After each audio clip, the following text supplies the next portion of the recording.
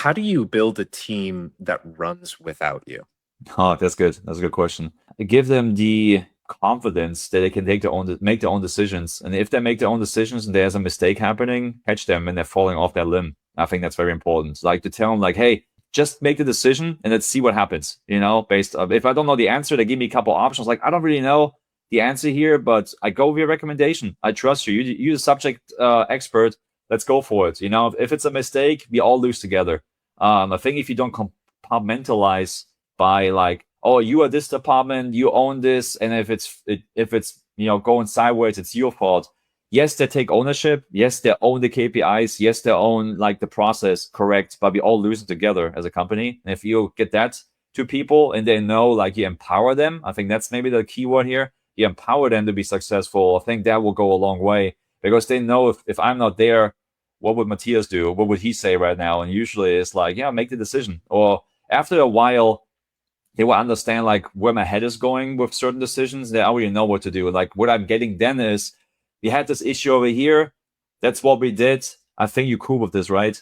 Yes, exactly. That's my answer. I guess that's what I would have done. Exactly. So that's the culture you build. It doesn't happen overnight. You need people with experience that work with you for a while. And at some point, it becomes autopilot. As an entrepreneur, you always pick up new issues, new problems, whatever it is. And then, this machine works well over here, but then you're trying to figure out how to raise twice as much capital in half the time. And you focus on that problem over here. So you still staying busy as an entrepreneur. But as you're growing, like I mentioned earlier, you try to get all of these trenches of like daily operations and day-to-day activities. That's the first thing you have to outsource and buy back your time really by building the right team. And it's really important to find somebody with the right attitude more than with the right experience. What I mean with that is, don't try to find that person that knows mobile home parks, that knows rent manager, that operate like 1,000 unit portfolio before.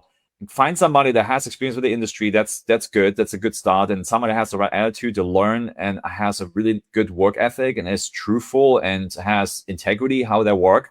The rest will come by itself. If you document all the processes, they just have to play by the playbook. It's really simple.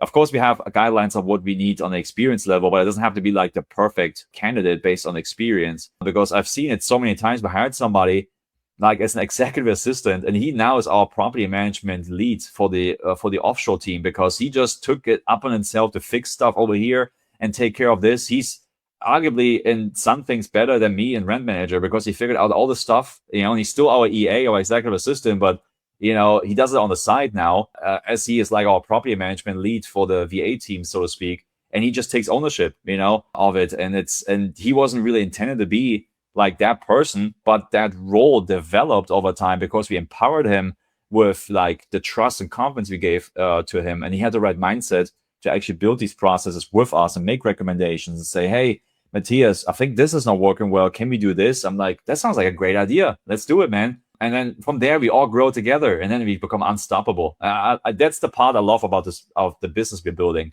because like I feel like everybody's growing together, and I want to grow as much as anybody, but it satisfies me so much more if I see other people grow from like different parts of the world too. You see somebody in the Philippines like growing with you, and they're so excited to work with your company. Man, that makes me so happy. It's that translates to the culture, right? That makes me really genuinely happy. It's really cool. And like we have our VA team in the Philippines, and they live somewhat close together. They have their own Christmas parties, and they're sharing pictures with us. They have a WCG Christmas party in the Philippines. And I would never imagine that would happen in my life, but I'm so proud of it, man. It's so cool.